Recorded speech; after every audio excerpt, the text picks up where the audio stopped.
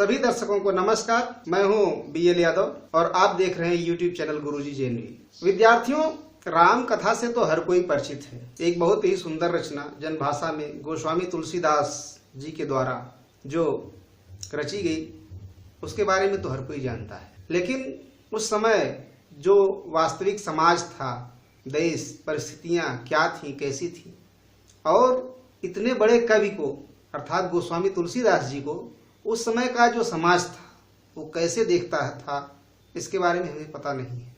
बहुत कम लोग जानते हैं इसके बारे में। तो इन सब को जानने के लिए समाज उनके ऊपर क्या क्या आक्षेप लगा रहा था, क्या क्या आरोप लगा रहा था, ये सब जानने के लिए हम लोग आज गोस्वामी तुलसीदास की ही एक रचना, जिसको आप थंबनेल से जान ही चुके हैं कि हम लोग क्या पढ़ने वाले हैं, कवितावली की उत्तरकांड से हम लोग 2 कवित्त और 1 सवैया पढ़ेंगे। इन कवित्त और सवैया के माध्यम से हम उस समय का जो समाज था, समाज की स्थिति थी, उसके बारे में जान लेंगे।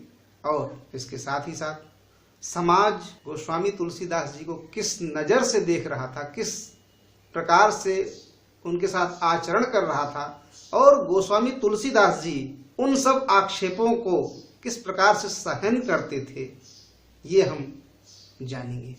तो चलिए शुरू करते हैं। किस भी किसान कुल बनिक भिखारी भाट, चाकर चपल नट चोर चार चेट की, पेट को पढ़त गुण गढ़त चढ़त गिरी, अटत गहन गन अहन अखेट की, ऊंचे नीचे कर्म धर्म अधर्म करी, पेट ही को पचत बेचत बेटा बेट की, तुलसी बुझाई एक राम घन श्याम ही ते, आगी बढ़वागी ते बड़ी है आगी पेट की, न किसान को भिखारी को न भीख बली, बनिक को बनिजन चाकर को चाकरी, जीविका विहीन लोग सिद्धमान सोच बस, कहाँ एक एक अंशो कहाँ जाई का करी,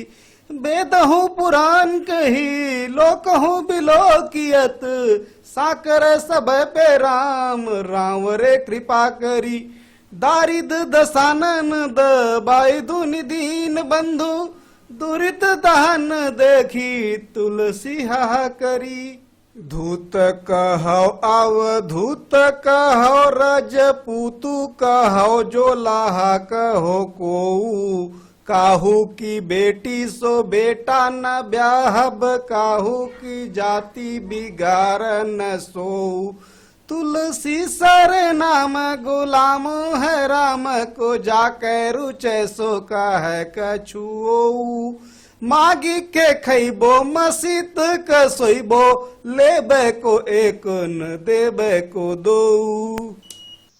यदि आपने अभी तक गुरुजी JNV चैनल को सब्सक्राइब नहीं किया है तो कृपया ये लाल वाला जो सब्सक्राइब बटन दिख रहा है ना, इसको ऐसे दबा दीजिए, और ये बगल का जो घंटा दिख रहा है, इस घंटे को भी प्रेस कर दीजिए, जिससे कि आपको नोटिफिकेशन मिल सके। और ये ऑप्शन नोटिफिकेशन का जो दिख रहा है, इसको भी ऑल करके ओके कर दीजिए, जिससे कि आपको जब भी हम वीडियो अपलोड करें तो आपको तुरंत तत्काल नोटिफिकेशन मिल सके। विद्यार्थियों, आइए पढ़ते हैं पहला कवित्त। तो कवित्त को पढ़ने से पहले हम इस कवित्त में आए हुए कुछ कठिन शब्दों के अर्थ जान लेते हैं। तो जैसा कि आपको स्क्रीन पर दिखाई दे रहा है, पहले शब्द दिख रहा है किसबी। किसबी का मतलब होता है काम धंधा करने वाला कोई भी व्यक्ति।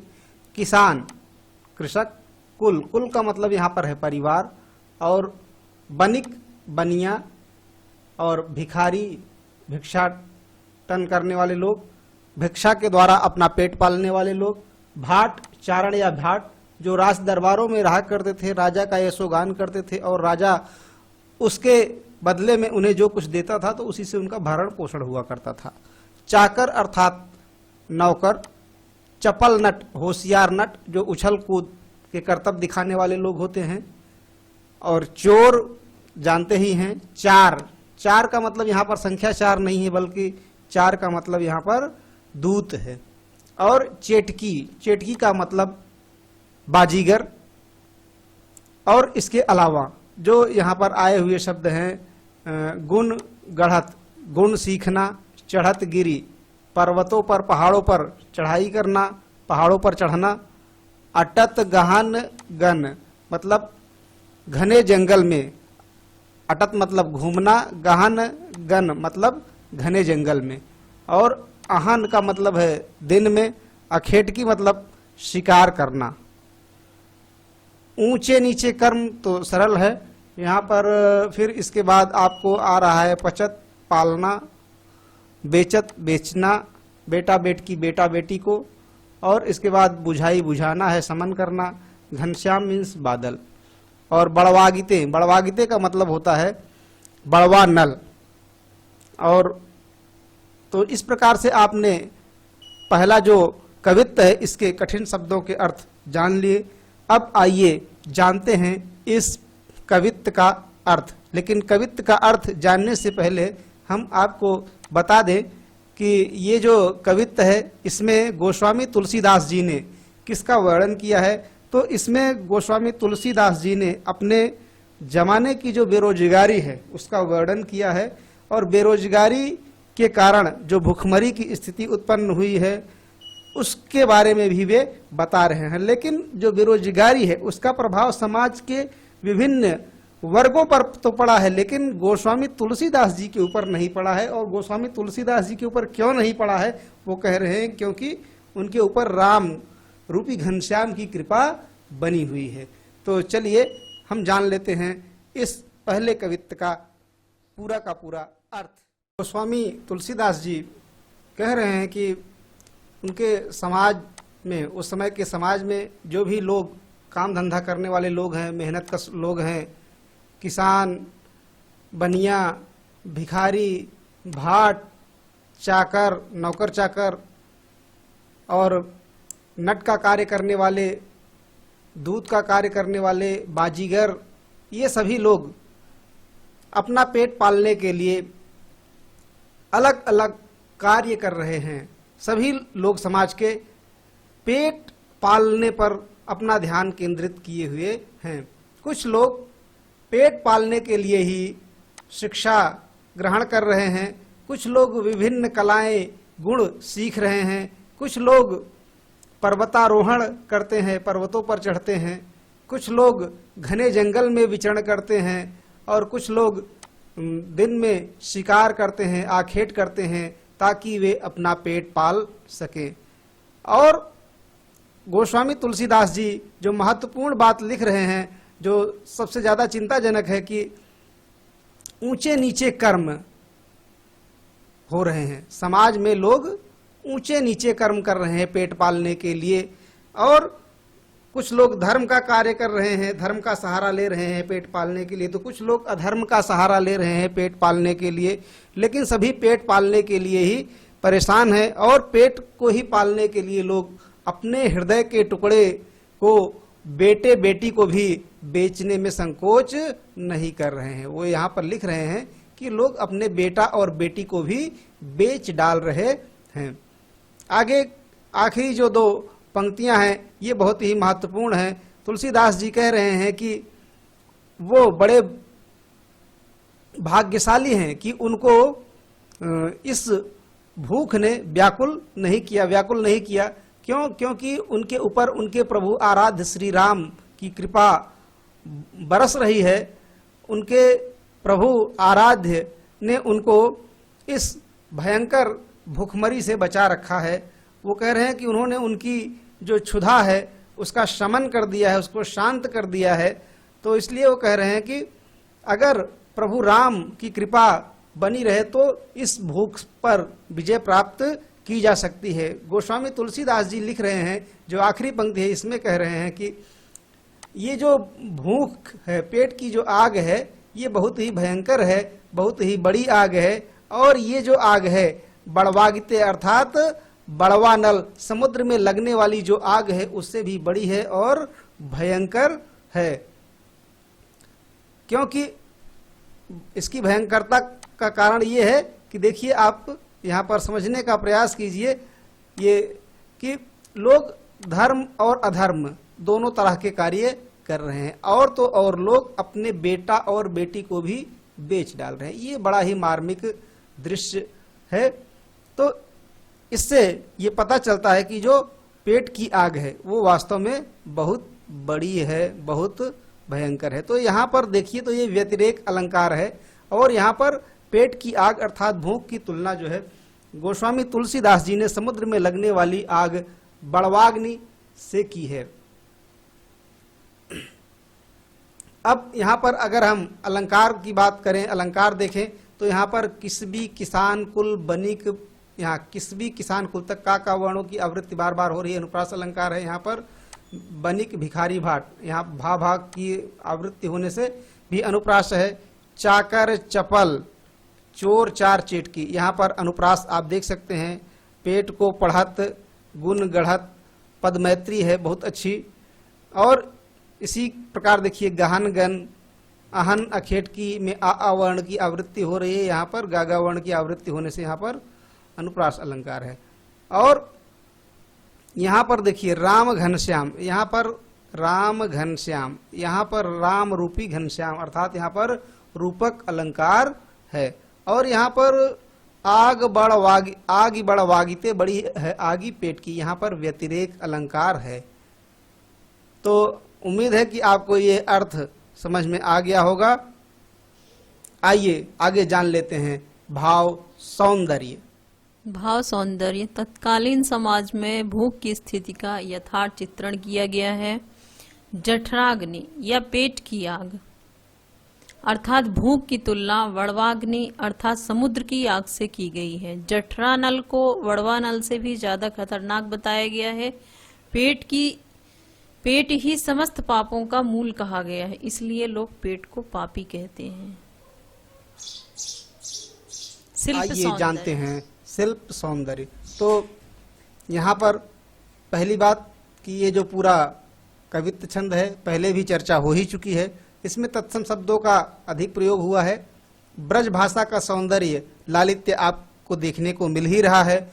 और इसके अलावा यहाँ पर अब बात करते हैं अलंकारों की। तो राम घनश्याम में रूपक अलंकार है। आगी बड़ वागिते बड़ी है आगी पेट की, यहाँ पर व्यतिरेक अलंकार है, आपको बताया जा चुका है। किसबी, किसान कुल, भिखारी, भाट, चाकर, चपल, चोर, चार, चेटकी, यहाँ तक देखिए तो अनुप्रास अलंकार देखने को मिल रहा है। गुण गढ़त, गहन, गन, अहन, अखेट की, बेचत बेटा बेट की, बड़वागिते बड़ी, यहाँ पर अनुप्रास की सुंदर छटा आपको देखने को मिल ही चुकी है। अब यहाँ पर बात करते हैं यदि हम शब्द शक्ति की, तो यहाँ पर अभिधा शब्द शक्ति है। शब्द शक्तियाँ आप जानते हैं कि 3 होती हैं, अभिधा, लक्षणा और व्यंजना। अभिधा का मतलब होता है सीधा सीधा जो वाच्यार्थ होता है उसे ही बता देना। तो यहाँ पर अभिधा शब्द शक्ति है। तो शिल्प सौंदर्य आपको समझ में आ गया होगा। आइए जानते हैं कुछ महत्वपूर्ण प्रश्न जो इस कवित्त पर अभी तक बन सकते हैं या बन रहे हैं। पेट पालने के लिए लोग क्या क्या अनैतिक कार्य करते हैं? पेट भरने के लिए लोग धर्म अधर्म व ऊंचे नीचे सभी प्रकार के कार्य करते हैं। व्यवस्था के कारण वे अपनी संतानों को भी बेच देते हैं। गोस्वामी तुलसीदास जी ने समाज के किन किन लोगों का वर्णन किया है, उनकी क्या परेशानी है? कवि ने मजदूर, किसान कुल, व्यापारी, भिखारी, भाट, नौकर, चोर, दूत, जादूगर आदि वर्गों का वर्णन किया है। वे भूख व गरीबी से परेशान हैं। पेट की आग कौन बुझा सकता है? इस आग की क्या विशेषता बताई गई है? कवि के अनुसार पेट की आग को राम रूपी घनश्याम ही बुझा सकते हैं। यह आग समुद्र की आग से भी भयंकर है। पेट की आग बुझाने के लिए लोग कौन कौन से कर्म करते हैं? पेट की आग बुझाने के लिए लोग नैतिक अनैतिक सभी प्रकार के कार्य करते हैं। कुछ लोग पेट की आग बुझाने के लिए पढ़ते हैं, तो कुछ अनेक तरह की कलाएं सीखते हैं। कोई पर्वत पर चढ़ता है तो कोई घने जंगल में शिकार के पीछे भागता है। इस तरह भी अनेक छोटे बड़े काम करते हैं। कवित्त छंद में वर्णों की गणना। चलिए जान लेते हैं कि कवित्त छंद को कैसे पहचानेंगे, कैसे इसमें वर्णों की गणना करते हैं। तो कवित्त छंद के प्रत्येक चरण में 31 वर्ण होते हैं और पहले 16 और दूसरे 15 पे यति होती है। तो यहाँ पर देखिए, तो यहाँ पर 3 वर्ण है, यहाँ पर भी 3 है और यहाँ पर 2 हैं, यहाँ पर बनिक में 3 दिख रहे हैं और यहाँ पर भी 3 दिख रहे हैं और यहाँ पर 2। तो इस प्रकार से अगर हम यहाँ पर जोड़े तो टोटल 3 3 6 2 8 3 11 11 3 14 2 16 यहाँ पर होते हैं। पहले में 16 और दूसरे में यहाँ पर 3, यहाँ पर भी 3, यहाँ पर 2 और यहाँ पर 2 और यहाँ पर 2 और यहाँ पर 3। तो इस प्रकार से टोटल जोड़ने पर यहाँ पर देखिए हो जाते हैं 3 3 6 2 8 2 10 2 12 12 3 15 16 15 अर्थात कुल मिलाकर के 31 वर्ण होते हैं प्रत्येक चरण में और 16 और 15 पर यति होती है। इसी प्रकार से हम इसको भी देख लेते हैं, दूसरे चरण को भी। तो यहाँ पर देखिए 3 है, यहाँ पर भी 3 है, 3 3 6, यहाँ पर 2 8 3 11 11 3 14 और 2 यहाँ पर 16 यहाँ पर हो गए। अब इसके बाद यहाँ पर देखिए 3 नीचे, यहाँ पर 3 3 6 2 8 8 3 11 11 4 15। तो यहाँ पर आपको 15। तो इस प्रकार से आप समझ सकते हैं कि प्रत्येक चरण में 31 वर्ण होते हैं, 16 और 15 पर क्रमशः यति होती है। तो कवित्त छंद आपको समझ में आ गया होगा। आगे भी एक और कवित्त छंद है, उसमें भी इसी प्रकार से वर्णों की गणना होगी। तो अब हम वहां पर वर्ण की गणना नहीं करेंगे, अब आपको वर्ण गणना समझ में आ चुकी होगी।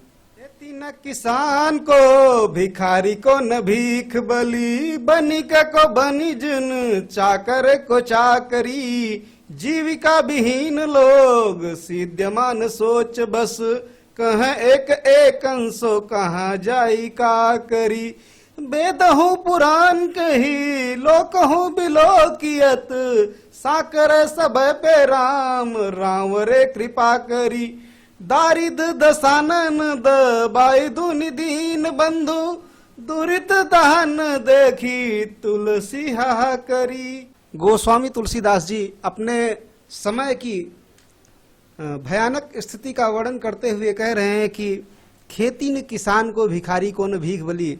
मतलब किसान जो है वो खेती नहीं कर पा रहा है, भिखारी को भिक्षा नहीं मिल पा रही है, दान नहीं हो पा रहा है, बनिए का जो व्यापार है वो चौपट हो चुका है, नौकर चाकर जो लोग हैं उनको कहीं पर नौकरी नहीं मिल रही है, सभी लोग जीविका विहीन हो गए हैं। जीविका विहीन, किसी के पास रोजगार का, जीविका का कोई साधन नहीं बचा है और सभी लोग सिद्धमान अर्थात दुखी हो करके सोचते हैं कि कहाँ जाएं और क्या करें, कहाँ जाई क्या करी। लोग एक दूसरे से कहते हैं, क्या कहते हैं कि कहाँ जाई और क्या किया, मतलब कहाँ जाया जाए जहाँ पर हमें कुछ रोजगार मिले ताकि हम लोग अपना पेट पाल सकें।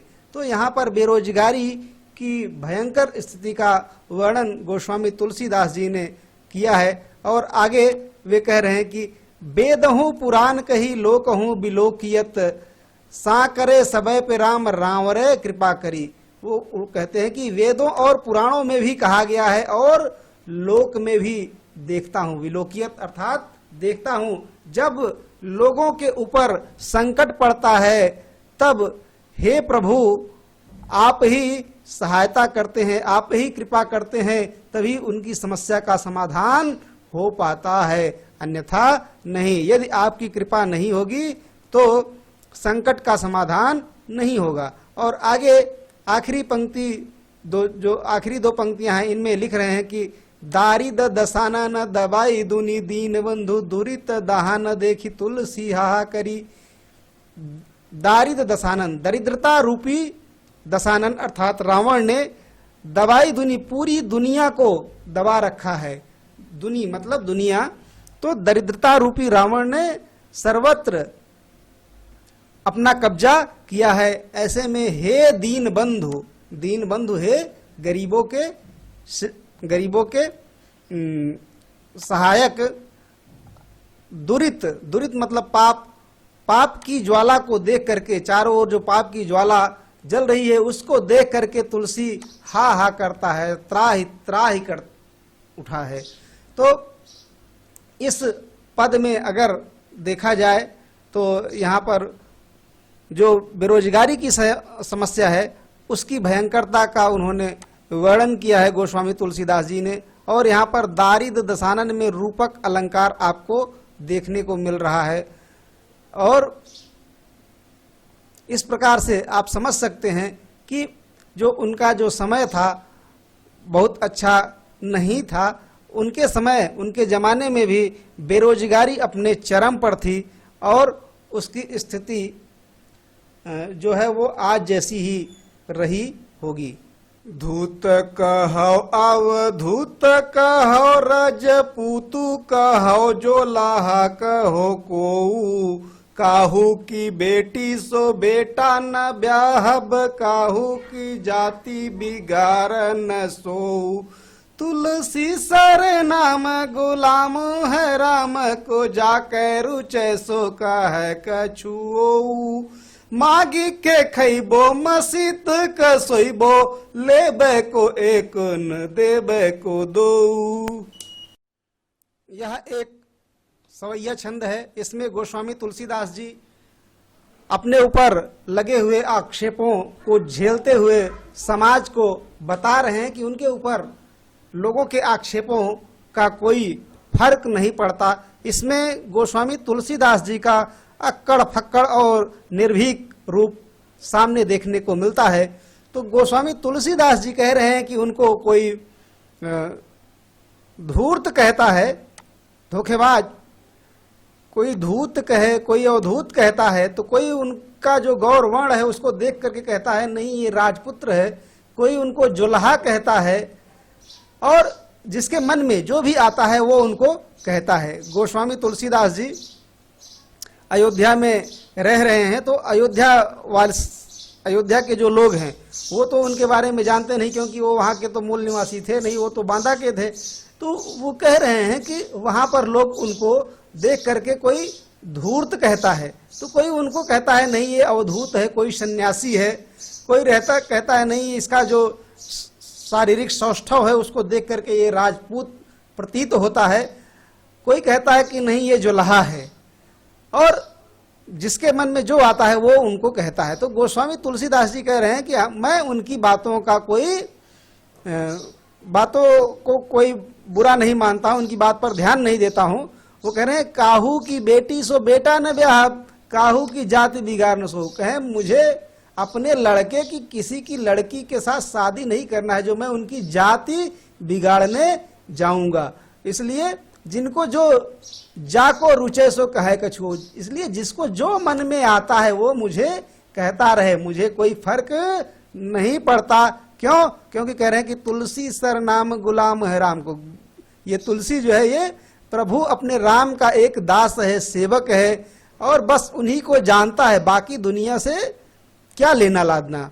तो इसलिए कहे कि जिसके जो मन में आता है वो मुझे कहता रहे, मुझे कोई फर्क नहीं पड़ता है। और आगे वो कह रहे हैं कि मांग के खईबो मसीत को सोईबो, लेबे को एकू न देबे को दो। तो कह रहे हैं कि मेरा जो काम है, मैं यहाँ पर जो जीवन व्यतीत कर रहा हूँ, मैं मांग करके खाता हूँ। और जो ये बाबरी मस्जिद है, जो राम जन्मभूमि है, वहाँ पर वो रहते थे, तो वो पहले बाबरी मस्जिद थी, तो उसी की बात कर रहे हैं कि मस्जिद में सोता हूँ। तो यहाँ पर गोस्वामी तुलसीदास जी एक बहुत ही बढ़िया मुहावरे का उपयोग कर रहे हैं, लोकोक्ति का, लेबे को एक उन देवे को दो। तो कह रहे हैं कि मेरा किसी से कोई ना लेना है ना देना है, मैं तो अपने प्रभु का गुलाम हूँ, सेवक हूँ, बस मुझे तो उनकी पूजा अर्चना आराधना करनी है, और बाकी मुझे दुनियादारी से क्या लेना। इसलिए जिसको जो मन में आता है, जो मुझे कहना चाहता है वो कहता रहे, मुझे कोई फर्क नहीं पड़ता है। कवि किन पर व्यंग्य करता है और क्यों? कवि धर्म जाति संप्रदाय के नाम पर राजनीति करने वाले ठेकेदारों पर व्यंग करता है, क्योंकि समाज के इन ठेकेदारों के व्यवहार से ऊंच नीच जाति पात आदि के द्वारा समाज की सामाजिक समरसता कहीं खो गई है। कवि अपने किस रूप पर गर्व करता है? कवि स्वयं को राम भक्त कहने में गर्व का अनुभव करता है। वह स्वयं को उनका गुलाम कहता है तथा समाज की हंसी का उस पर कोई प्रभाव नहीं पड़ता। कवि समाज से क्या कहता है? कवि समाज से कहता है कि समाज के लोग उसके बारे में जो कुछ कहना चाहें कह सकते हैं। कवि पर उनका कोई प्रभाव नहीं पड़ता। वह किसी से कोई संबंध नहीं रखता। कवि अपना जीवन निर्वाह किस प्रकार से करता है? कवि भिक्षावृत्ति से अपना जीवन यापन करता है। वह मस्जिद में निश्चिंत होकर सोता है। उसे किसी से कुछ लेना देना नहीं है। वह अपने सभी कार्यों के लिए अपने आराध्य श्री राम पर आश्रित है। विशेष तो इसमें कवि समाज के आक्षेपों से दुखी है। उसने अपनी राम भक्ति को स्पष्ट किया है। दास्य भक्ति का भाव चित्रित हुआ है इसमें। लेबै को एक उन देबै को दो में मुहावरे का अच्छा प्रयोग किया गया है और इसमें सवैया छंद है, ब्रज भाषा है। मस्जिद में सोने की बात करके कवि ने उदारता और समरसता का परिचय दिया है। अनुप्रास अलंकार आप देख सकते हैं। कहाओ को, काहू की, कहे कछु, तो का वर्ण की आवृत्ति होने से यहाँ पर अनुप्रास अलंकार है। अब बात करते हैं कवित्व छंद की। तो कवित्व छंद क्या होता है? तो कवित्व छंद के बारे में पहले भी बताया था, एक बार पुनः रिपीट कर लेते हैं। यह वाणिक छंद है। इसे मनहरण भी कहते हैं। कवित्व के प्रत्येक चरण में 31 वर्ण होते हैं। प्रत्येक 16वें और 15वें पर यति रहती है। प्रत्येक चरण का अंतिम वर्ण गुरु होता है। और अब बात करते हैं सवैया की। चूंकि सवैया वाणिक छंद है इसलिए सवैया छंद के कई भेद हैं। ये भेद गणों के संयोजन के आधार पर बनते हैं। इनमें सबसे प्रसिद्ध मत्त गयंद सवैया है। इसे मालती सवैया भी कहते हैं। सवैया के प्रत्येक चरण में 22 से 26 वर्ण होते हैं। यहाँ प्रस्तुत तुलसी का सवैया कई भेदों को मिला करके बनता है। तो आपको वीडियो कैसा लगा कमेंट करके जरूर बताइएगा।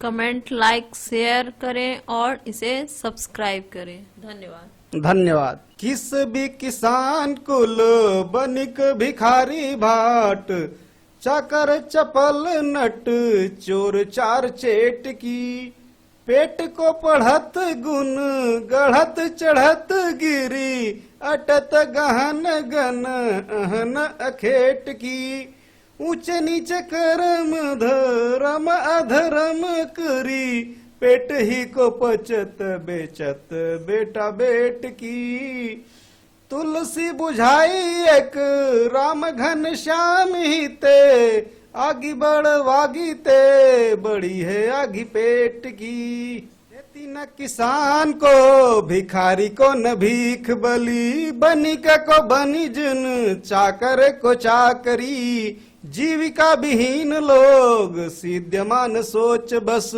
कह एक एक अंशो कहाँ जाई का करी, बेदहू पुराण कही लोकहू बिलोकियत, साकर सब पे राम राम रे कृपा करी, दारिद दसानन दबाई दुनि दीन बंधु, दुरित दहन देखी तुलसी हा करी, धूत कहो अवधूत कहो रजपूतु कहो जो लाहा कहो कोऊ, काहू की बेटी सो बेटा न ब्याहब, काहू की जाति बिगार न सोऊ, तुलसी सर नाम गुलाम है राम को, जाके रुचै सो कह कछुओ, मागी के खैबो मसीत कसोइबो, लेबे को एक न देबे को दो।